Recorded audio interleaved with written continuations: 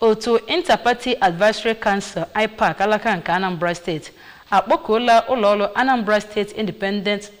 Electoral Commission ANSEC onebagharị anya na abalị 28 ewepụtara nke ọnwa Septemba ewetara maka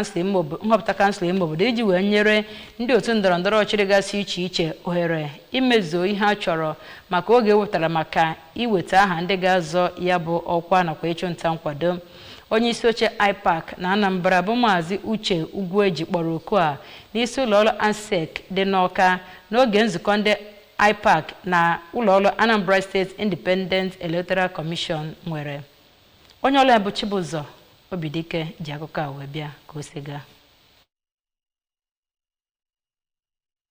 Ka ọ na-ekwu okwu dịka a mechara ya bụ ọgbakọ, Maazị Ugwueji kenere ya bụ otu maka nzukọ ahụ n'ihi na ụfọdụ okwu bụ ndị akpatụgara aka na ya bụ ọgbakọ. Onye isi oche nke All Progressive Grand Alliance Barrister Ifeat Obi-Okoye mere ka amata na otu ndọrọndọrọ ya adịgo njikere isonye na ya bụ nhọpụta ma gwakwa ndị ndọrọndọrọ ndị nke ọzọ ka ha gbaa mbọ sonyekwa na ya ka ọ wee gaa nke ọma. Na nzaghachi ya, onye chairman nke ya bụ kọmishọn Magistrate Genevieve Osakwe kenere ndị otu ahụ maka ihe ndị ha tụpụtara ma kwuo na isiokwu ndị a ha wepụtara bụ nke ha ga-eji nwayọọ leba anya nke ọma iji wee hụ na mere nhọpụta ka ọ gaa n'iwu. Dịka o siri kọwaa, ihe eji wee nwee ọgbakọ ahụ bụ ka a kpaa ihu na ihu ma wepụtagasịa ihe ndị nwere ike inye ọgbata uhie ma nwetakwa ụsa nye ha.